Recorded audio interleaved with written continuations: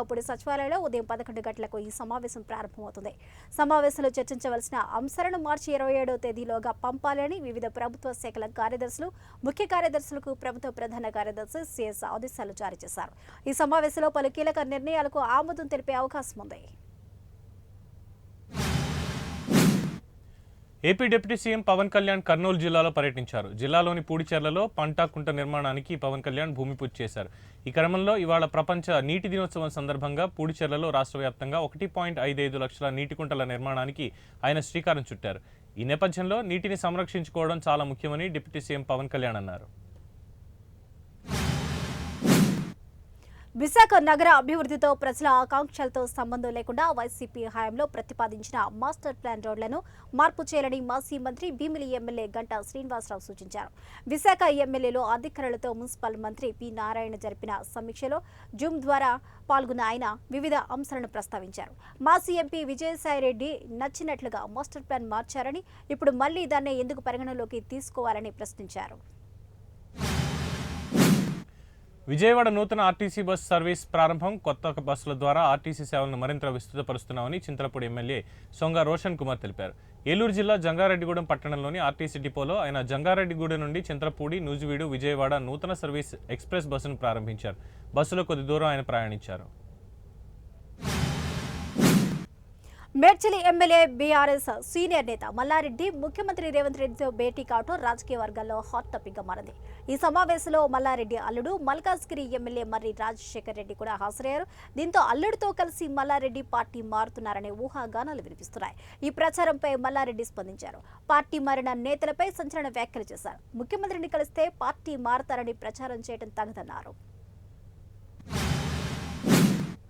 తెలంగాణ అసెంబ్లీలో బడ్జెట్పై చర్చ వాడివేడిగా జరిగింది. ఎమ్మెల్యే హరీష్ రావు, ఆర్థిక మంత్రి మల్లు భట్టి విక్రమార్క మధ్య మాటల యుద్ధం జరిగింది. బడ్జెట్ కేటాయింపులు, నిధుల వినియోగం, ప్రభుత్వ పనితీరుపై హరీష్ రావు వ్యాఖ్యలు అభ్యంతరకరంగా ఉన్నాయని ఆర్థిక మంత్రి మల్లు భట్టి విక్రమార్క అన్నారు.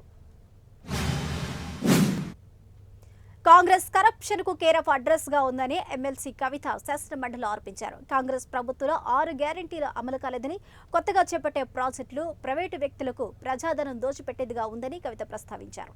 తెలంగాణ బడ్జెట్లో ప్రతిపాదించిన గోదావరి జలాల ప్రాజెక్టులో ప్రైవేటు భాగస్వామితో సంబంధం లేకుండా ప్రభుత్వమే నిర్వహించాలి అన్నారు. ఎమ్మెల్సీ కవిత వాస్తవాలను కప్పిపుచ్చి వితండవాదం చేస్తున్నారని మంత్రి సీతక్క ఫైర్ అయ్యారు. కాంగ్రెస్ అంటే త్యాగాలకు మారిపేరని సీతక్క పేర్కొన్నారు. అవినీతి బీఆర్ఎస్ డిఎన్ఏలోనే ఉందన్నారు. కారుణ్య ఉద్యోగాలు ఇచ్చే విషయంలో కాంగ్రెస్ ప్రభుత్వం చిత్తశుద్ధితో వ్యవహరించిందని, బీఆర్ఎస్ ప్రభుత్వం నిర్లక్ష్యం చేసిందని సీతక్క అన్నారు. బీఆర్ఎస్ నాయకులు తెలంగాణను అభివృద్ధి చేసి ఉంటే ఎందుకు ఓడించారని ప్రజలు మంత్రి సీతక్క చెప్పారు. ఎల్బీనగర్ ఎమ్మెల్యే సుధీర్ రెడ్డికి రాజకీయ భవిష్యత్తు లేకుండా చేస్తామని గిరిజన ఆదివాసీ కార్పొరేషన్ చైర్మన్ బెల్లయ్య నాయక్ హెచ్చరించారు. హస్తినాపురం కార్పొరేటర్ బానత్తు సుజాత నాయక్ పై ఎమ్మెల్యే సుధీర్ రెడ్డి చేసిన వ్యాఖ్యలను ఖండిస్తూ కార్పొరేటర్ ఇంటి వద్ద సమావేశం నిర్వహించారు. మహిళలు ఉంటే గౌరవం లేకుండా ఒక గిరిజన మహిళ ప్రజాప్రతినిధిపై అహంకారపూరితమైన వ్యాఖ్యలు చేయడం సిగ్గుచేటని బెల్లయ్య నాయక్ ఫైర్ అయ్యారు. దేశం కోసం ప్రాణత్యాగం చేసిన రాజీవ్ గాంధీ దేశ రాజకీయాల్లో ప్రత్యేక స్థానం ఉందని కాంగ్రెస్ సీనియర్ నాయకులు విహెచ్ హనుమంతరావు, మంత్రి దుద్దిళ్ల శ్రీధర్ బాబు అన్నారు. ఉప్పల్ ఇంటర్నేషనల్ క్రికెట్ స్టేడియం ఆవరణలో రాజీవ్ గాంధీ విగ్రహాన్ని కాంగ్రెస్ సీనియర్ నాయకులు విహెచ్ హనుమంతరావు, మంత్రి దుద్దిళ్ల శ్రీధర్ బాబు ఆవిష్కరించారు. యువతీ యువకులకు 18 సంవత్సరాలకే ఓటు హక్కు కల్పించే చట్టాన్ని తీసుకొచ్చిన రాజీవ్ గాంధీ యువతరానికి స్ఫూర్తిగా నిలిచారని పేర్కొన్నారు. మేడిగడ్డ బ్యారేజ్ కుంగుదలపై అధికార యంత్రాంగం క్షేత్రస్థాయిలో అధ్యయనం చేసి దశల వారీగా చర్యలకు సంకల్పించింది. ప్రాథమికంగా మేడిగడ్డ బ్యారేజ్ కుంగిన సంఘటనలో 17 మంది ఇంజనీర్లపై క్రిమినల్ చర్యలకు విజిలెన్స్ అండ్ ఎన్ఫోర్స్మెంట్ సిఫారసు చేసింది. మరో 30 మందిపై శాఖాపరమైన చర్యలు తీసుకోవాలని సూచించింది. నిర్మాణ సంస్థ ఎల్ఎన్టీపై కూడా చర్యలకు సిఫారసు చేసినట్టు తెలిపింది. నూతన ప్రధాన తపాలా కార్యాలయ నిర్మాణానికి భూమి పూజ చేశారు. పల్నాడు జిల్లా సత్తెనపల్లి రఘురామ్ నగర్లో నూతన ప్రధాన తపాలా కార్యాలయ నిర్మాణానికి కేంద్ర కమ్యూనికేషన్స్, గ్రామీణాభివృద్ధి శాఖ సహాయ మంత్రి పెమ్మసాని చంద్రశేఖర్ భూమి పూజ చేశారు. ఆ కార్యక్రమంలో ప్రధాన తపాలా కార్యాలయ సిబ్బంది, అధికారులు పాల్గొన్నారు. ఉప్పల్ నారపల్లి ఫ్లైఓవర్ పనులు పూర్తి కాక ప్రజల వాహనదారులు తీవ్ర ఇబ్బందులకు గురవుతున్నారని సిపిఎం పార్టీ రాష్ట్ర కార్యదర్శి జాన్ వెస్లీ అధికారుల మీద ఆగ్రహం వ్యక్తం చేశారు. ఈ సందర్భంగా 7 సంవత్సరాలు గడిచినా ఇప్పటికీ కేవలం 40% పనులే పూర్తయ్యాయని తెలిపారు. కేంద్ర రాష్ట్ర ప్రభుత్వాల నిర్లక్ష్యం వల్ల పనులు పూర్తి కాక ప్రజలు ఇబ్బందులకు గురవుతున్నారని అన్నారు. తక్షణమే పనులు పూర్తి చేసేలా తగిన చర్యలు తీసుకోవాలని డిమాండ్ చేశారు. కేంద్ర ప్రభుత్వం ప్రవేశపెట్టిన వక్ఫ్ బోర్డు సవరణ బిల్లును వ్యతిరేకిస్తూ విశాఖలో ముస్లింలు శాంతియుత నిరసన చేపట్టారు. యునైటెడ్ ముస్లిం ఫ్రంట్ ఆధ్వర్యంలో జీవీఎంసీ గాంధీ విగ్రహం వద్ద ధర్నా నిర్వహించిన ముస్లింలకు పలు రాజకీయ పార్టీలు, హిందూ, క్రిస్టియన్, సిక్, ఆవాజ్తో పాటు పలు ప్రజా సంఘాలు, మైనారిటీ మతాల సంఘాలు మద్దతు తెలిపాయి. మహాత్మా గాంధీ విగ్రహానికి పూలమాలలు వేసిన పలువురు నేతలు కేంద్ర ప్రభుత్వానికి వ్యతిరేకంగా నినాదాలు చేశారు. అన్నమయ్య జిల్లా కలెక్టర్ కార్యాలయంలో బాంబు కలకలం రేపింది. కలెక్టరేట్లో బాంబు పెట్టారనే సమాచారంతో కలెక్టరేట్ ఆవరణలో ఉత్కంఠభరిత వాతావరణం చోటు చేసుకుంది. కలెక్టరేట్ ఉద్యోగులు, సిబ్బంది ఒక్కసారిగా బయటకు పరుగులు తీశారు. రాయచోటి కలెక్టర్ కార్యాలయంలో బాంబు బెదిరింపు కాల్పై జిల్లా పోలీస్ శాఖ మాక్ డ్రిల్ నిర్వహించింది. జిల్లాలో భారీగా ఏఎస్ఐ, హెడ్ కానిస్టేబుల్ బదిలీలు భారీగా జరిగాయి. కొత్తగా విధుల్లో చేరిన పోలీస్ సిబ్బంది నైపుణ్యాన్ని గుర్తించేందుకు డమ్మీ బాంబును కలెక్టరేట్లో పెట్టి గుర్తించే విషయంలో పోలీసులకు పరీక్ష నిర్వహించారు. డాక్టర్ బిఆర్ అంబేద్కర్ కోనసీమ జిల్లాలో వైద్యం ఖర్చుల నిమిత్తం దరఖాస్తు చేసుకున్న పలువురికి ముఖ్యమంత్రి సహాయ నిధి నుంచి మంజూరైన చెక్కులను కొత్తపేట ఎమ్మెల్యే బండారు సత్యానందరావు అందజేశారు. మొత్తం 6,95,680 రూపాయలు ప్రభుత్వం మంజూరు చేసిందని ఎమ్మెల్యే సత్యానందరావు తెలిపారు. విద్యాదానం అన్ని దానాల్లో కంటే ఎంతో గొప్పదని, సమాజానికి విజ్ఞానవంతులను అందించడమే తమ విద్యా సంస్థల ముఖ్య లక్ష్యమని Chaitanya డిమ్స్ university chairman doctor Purushottam Reddy అన్నారు. చైతన్య విద్యా సంస్థల ప్రగతి ప్రస్థానాన్ని వివరించారు. హిమాయత్ నగర్ చైతన్య డిమ్ యూనివర్సిటీలో అభ్యసించే విద్యార్థులకు నాణ్యమైన విద్యను అందిస్తున్నామని తెలిపారు. కరీంనగర్లో రేపు బీఆర్ఎస్ కార్యకర్తల విస్తృత స్థాయి సమావేశం నిర్వహించనున్నారు. ఈ కార్యక్రమానికి బీఆర్ఎస్ వర్కింగ్ ప్రెసిడెంట్ కేటీఆర్ పాల్గొనబోతున్నారు. ఈ సందర్భంగా జగిత్యాల జిల్లా అధ్యక్షులు రకుంట విద్యాసాగరరావు అధ్యక్షతన జరిగిన జిల్లాలోని ముఖ్య కార్యకర్తల నాయకుల సమావేశం నిర్వహించారు. కరీంనగర్లో జరిగే కార్యకర్తల సమావేశాన్ని విజయవంతం చేయాలని మాజీ మంత్రి కొప్పల ఈశ్వర్ పిలుపునిచ్చారు. ఏలూరు జిల్లా దెందులూరు నియోజకవర్గంకు చెందిన కొంతమంది టీడీపీ నాయకులు ఫోన్ చేసి బెదిరిస్తున్నారని, ఈ విషయంలో జిల్లా ఉన్నత స్థాయి అధికారులు తమకు న్యాయం చేయకపోతే ఆత్మహత్యలే శరణ్యమని మహిళలు మాగంటి లక్ష్మి, దుర్గారత్నం వాణి ఆవేదన వ్యక్తం చేస్తున్నారు. నియోజకవర్గానికి చెందిన కొంతమంది టీడీపీ నాయకులు అన్యాయంగా తమపై పోలీస్ స్టేషన్లో కేసులు నమోదు చేసి వేధిస్తున్నారంటూ రత్నవాణి వాపోయారు. భూమిని కాజేశారు, ఇదేమని అడిగితే అక్రమ కేసులు పెట్టారు, అంతలో ఆగకుండా దౌర్జన్యం చేస్తున్నారు, మాకు మీరే న్యాయం చేయండి అంటూ గ్రామస్తులంతా మీడియాను ఆశ్రయించారు. ఈ ఘటన అన్నమయ్య జిల్లాలో చోటు చేసుకుంది. అన్నమయ్య జిల్లా సుందుపల్లి మండలం రాచవండ్లపల్లికి చెందిన గ్రామస్తులు 60-70 సంవత్సరాలుగా అనుభవిస్తున్న 20 ఎకరాల భూమిని కొందరు రాజకీయ అండదండలతో కాజేసే ప్రయత్నం చేశారు. జనగామ జిల్లాకు సర్వాయి పాపన్న గౌడ్ పేరు పెట్టాలని గౌడ సంఘాల సమన్వయ వేదిక ఆధ్వర్యంలో జిల్లా కలెక్టరేట్ ముందు ఒకరోజు నిరసన దీక్ష చేపట్టారు. ఈ కార్యక్రమానికి సర్వాయి పాపన్న నాయకులు అన్ని జిల్లాల నుంచి తరలి రావాలని కోరారు. రాష్ట్ర ప్రభుత్వం కామారెడ్డి డిక్లరేషన్లో జనగామ జిల్లాకు సర్వాయి పాపన్న పేరు పెడతామని హామీ ఇచ్చి 15 నెలలు కావస్తున్నా ఇంతవరకు ఆ పేరు ఖరారు చేయలేదని ప్రస్తావించారు. రోడ్డు ప్రమాదంలో అడిషనల్ డీఎస్పీ బాబ్జీ మృతి చెందారు. బాబ్జీ డీజీపీ కార్యాలయంలో అడిషనల్ డీఎస్పీగా విధులు నిర్వహిస్తున్నారని గుర్తించారు. హైత్నగర్ రోడ్డు ప్రక్కన వాకింగ్ చేస్తున్న సమయంలో ఆర్టీసీ బస్సు ఢీకొట్టడంతో ప్రమాదం జరిగింది. ఈ ప్రమాదంలో డీఎస్పీ బాబ్జీ అక్కడికక్కడే మరణించారు. సమాచారం అందుకున్న పోలీసులు మృతదేహాన్ని పోస్టుమార్టం నిమిత్తం ప్రభుత్వ ఆసుపత్రికి తరలించారు. తెలంగాణ రాష్ట్రంలో ఫుడ్ పాయిజన్ ఘటనలు రోజురోజుకి పెరుగుతూ ఉండగా తాజాగా బోరబండ హాస్టల్లో భోజనం బాగోలేదని విద్యార్థులు ఆందోళనకు దిగారు. హాస్టల్ భోజనం నాణ్యత ప్రమాణాలు పాటించకపోవడంతో విద్యార్థులు తీవ్ర అసంతృప్తిని వ్యక్తం చేశారు. ఇటీవల రాష్ట్రంలో పలు చోట్ల ఫుడ్ పాయిజన్ కేసులు నమోదయ్యాయి. తెలంగాణలో మరోసారి బర్డ్ ఫ్లూ కలకలం రేపింది. ఇటీవల ఇరు తెలుగు రాష్ట్రాల్లో బర్డ్ ఫ్లూతో వందలాది కోళ్లు మృత్యువాత పడిన విషయం తెలిసిందే. దీంతో అప్రమత్తమైన అధికారులు బర్డ్ ఫ్లూ వ్యాపించకుండా అవసరమైన చర్యలు తీసుకున్నారు. బర్డ్ ఫ్లూ ఎఫెక్ట్తో చికెన్ ధరలు భారీగా పడిపోయాయి. తాజాగా నల్లగొండ జిల్లాలో బర్డ్ ఫ్లూ అలజడి రేగింది. చిట్యాల మండలం గుండ్రాంపల్లి వద్ద గల కోళ్ల ఫారంలో బర్డ్ ఫ్లూ కలకలం రేపింది. కోళ్ల ఫారంలో 2 లక్షల కోళ్లు ఉన్నట్లుగా సమాచారం. అందులో కొన్నింటికి బర్డ్ ఫ్లూ సోకినట్లు అధికారులు నిర్ధారించారు. కొమరం భీం ఆసిఫాబాద్ జిల్లా కాగజ్ నగర్లో 2వ రోజు 10వ తరగతి పరీక్షలు ప్రశాంతంగా ముగిశాయి. మొత్తం కాగజ్ నగర్లో 8 సెంటర్లు ఉండగా 3,580 మంది విద్యార్థులు పరీక్షలు రాశారు. ప్రతి పరీక్షా కేంద్రం వద్ద ఎలాంటి అవాంఛనీయ సంఘటనలు జరగకుండా విద్యాశాఖ వారు పోలీస్ బందోబస్తు నిర్వహించారు. మంచిర్యాల జిల్లా కేంద్రంలోని ప్రభుత్వ బాలర హైస్కూల్లోని 10వ తరగతి పరీక్షా కేంద్రంలో విద్యార్థులకు తెలుగు ప్రశ్నాపత్రం బదులుగా హిందీ ప్రశ్నాపత్రాన్ని అధికారులు ఇచ్చారు. జరిగిన తప్పిదాన్ని గుర్తించి ప్రశ్నాపత్రాలను మార్చి గంట ఆలస్యంగా అధికారులు పరీక్ష నిర్వహించారు. పరీక్షా కేంద్రాన్ని సందర్శించి ప్రశ్నాపత్రం తారుమారు కావడంపై జిల్లా కలెక్టర్ కుమార్ దీపక్ ఆరా తీస్తున్నారు. ప్రపంచ నీటి దినోత్సవం సందర్భంగా నీటిని పొదుపుగా వాడుకుందాం, భూగర్భ జలాలను కాపాడుకుందామని హైదరాబాద్ ఇన్ఛార్జ్ మంత్రి పొన్నం ప్రభాకర్ పిలుపునిచ్చారు. ఈరోజు ప్రపంచ నీటి దినోత్సవం. మనం నీటి గురించి మాట్లాడుకోవాల్సిన అవసరమైందని అన్నారు. ఒక సంకల్పించుకోగా తెలంగాణ రాష్ట్ర ప్రభుత్వం పక్షాన విజ్ఞప్తి చేశారు.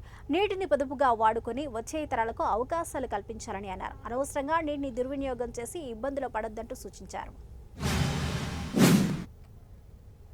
విశాఖ నగరంలోని మెడికల్ షాపుల్లో విజిలెన్స్, ఈగిల్ డ్రగ్ అధికారులు సోదాలు నిర్వహించారు. ఆపరేషన్ గరుడలో భాగంగా రాష్ట్ర వ్యాప్తంగా మెడికల్ షాపుల్లో విస్తృత తనిఖీలు చేపట్టారు. విశాఖపట్నం, నెల్లూరు, అనంతపురం, కడప, ఒంగోలు, విజయవాడలో విజిలెన్స్, ఈగిల్ డ్రగ్ అధికారులు ఏకకాలంలో సోదాలు చేస్తున్నారు. రాష్ట్ర వ్యాప్తంగా దాదాపు 100కు పైగా బృందాలతో మెడికల్ షాపుల్లో తనిఖీలు నిర్వహిస్తున్నారు.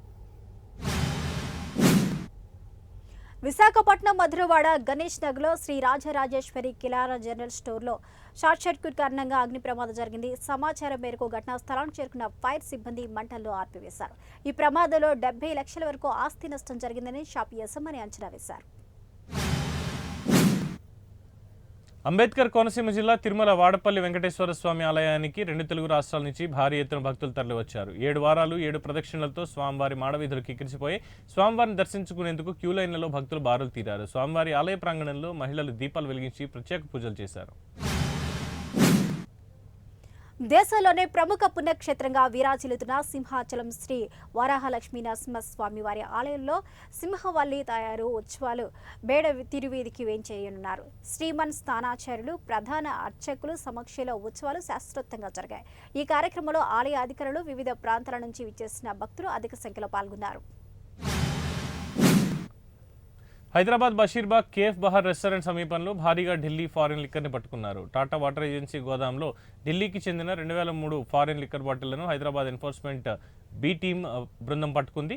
174.5 లీటర్ల మద్యం, 24 రకాల 233 ఫారిన్ మద్యం బాటిళ్లను పట్టుకున్నామని excise enforcement B team CI Chandrasekhar Goud తెలిపారు. పట్టుబడిన మద్యం విలువ 9,68,150 రూపాయలు అంటూ అధికారులు లెక్కగట్టారు. మంచిర్యాల జిల్లా దండేపల్లి మండలంలో వడగండ్లతో కురిసిన అకాల వర్షంతో అపార నష్టం వాటిల్లిందని, దాదాపు 80 ఎకరాల పంట దెబ్బతినిందని రైతులు వాపోయారు. లింగాపూర్ గ్రామానికి చెందిన ఫల్తే రతీలాల్ నాయక్ 8 ఎకరాల్లో సాగు చేసిన మొక్కజొన్న పంట మొత్తం నేల కొరిగింది. ఈ నేపథ్యంలో వడగండ్ల వర్షంతో పంట పడిందని రైతులు రతీలాల్ కుమిలిపోతున్నాడు. 2 లక్షల రూపాయల పెట్టుబడి పెట్టి రాత్రి పగలు కష్టపడి పంట పండిస్తే 20 రోజులైతే పంట చేతికొచ్చేది. ఈ వర్షంతో పంట పెట్టుబడి నష్టపోయామని వారు తీవ్ర ఆవేదన వ్యక్తం చేశారు. డీలిమిటేషన్ ప్రక్రియపై దక్షిణాది రాష్ట్రాల్లో ఆందోళన నెలకొన్న సంగతి తెలిసిందే. డీలిమిటేషన్ వల్ల ఉత్తరాది రాష్ట్రాల్లో లోక్సభ స్థానాలు పెరుగుతాయని, దక్షిణాది రాష్ట్రాలకు తీరని అన్యాయం జరుగుతుంది అన్న ఆందోళన వ్యక్తమవుతోంది. ఈ నేపథ్యంలో ప్రధాని మోడీకి వైసీపీ అధినేత జగన్మోహన్ రెడ్డి లేఖ రాశారు. ప్రస్తుత జనాభా లెక్కల ప్రకారం డీలిమిటేషన్ కారణంగా పార్లమెంట్లో దక్షిణాది రాష్ట్రాల భాగస్వామ్యం ఖచ్చితంగా తగ్గుతుంది అని, అందుకే జనాభా లెక్కల ప్రకారం డీలిమిటేషన్ లేకుండా చూడాలి అని కోరుతున్నానని లేఖలో జగన్ పేర్కొన్నారు. రాబోయే నియోజకవర్గాల పునర్విభజన సహేతుకంగా జరగాలి అంటూ దక్షిణాది రాష్ట్రాలు చాలా కాలంగా డిమాండ్ చేస్తూనే ఉన్నాయి. జనాభా ప్రాతిపదికన చేసే పునర్విభజన తమకు అంగీకారం కాదని తెలంగాణ సీఎం రేవంత్ రెడ్డి, తమిళనాడు సీఎం స్టాలిన్ చాలా కాలంగా చెప్తూనే ఉన్నారు. డీలిమిటేషన్ కావాలని డిమాండ్ చేస్తూ స్టాలిన్ నేతృత్వంలో చెన్నైలో సమావేశం మొదలైంది. తమిళనాడు సీఎం ద్రావిడ మునేట్ర కగసం అధినేత జరిగిన సమావేశానికి దక్షిణాది ముఖ్యమంత్రులు, రాజకీయ పక్షాల నేతలతో పాటు ఫేర్ డీలిమిటేషన్ సమర్థిస్తున్న ఇతర రాజకీయ పక్షాలను కూడా ఆహ్వానించారు. డీలిమిటేషన్ దేశ సమాఖ్య స్ఫూర్తికి విఘాతమని కేటీఆర్, కేంద్ర ప్రభుత్వ ప్రస్తుత డీలిమిటేషన్ వల్ల అనేక నష్టాలు జరుగుతాయని బీఆర్ఎస్ వర్కింగ్ ప్రెసిడెంట్ కేటీఆర్ పేర్కొన్నారు. ఇప్పటికే కేంద్ర ప్రభుత్వ వివక్షాపూరిత విధానాలతో దక్షిణాది రాష్ట్రాలకి నష్టం జరుగుతుందని వివరించారు. చెన్నైలో డీఎంకే ఆధ్వర్యంలో జరుగుతున్న డీలిమిటేషన్ సదస్సులో ఆయన పాల్గొన్నారు. ఉప్పల్ రాజీవ్ గాంధీ అంతర్జాతీయ క్రికెట్ స్టేడియంలో రేపు జరగబోయే sunrisers Hyderabad Rajasthan IPL match కి బ్లాక్ టికెట్ల దందా మొదలైంది. ఉప్పల్ మెట్రో స్టేషన్ దగ్గర ఐపీఎల్ మ్యాచ్ టికెట్ ను బ్లాక్ లో అమ్ముతున్న భరద్వాజ్ అనే వ్యక్తిని పోలీసులు పట్టుకున్నారు. నిందితుడు భరద్వాజ్ వద్దనున్న 4 టికెట్లను పోలీసులు స్వాధీనం చేసుకున్నారు. ఈ ఘటనపై కేసు నమోదు చేసిన పోలీసులు దర్యాప్తు చేపట్టారు.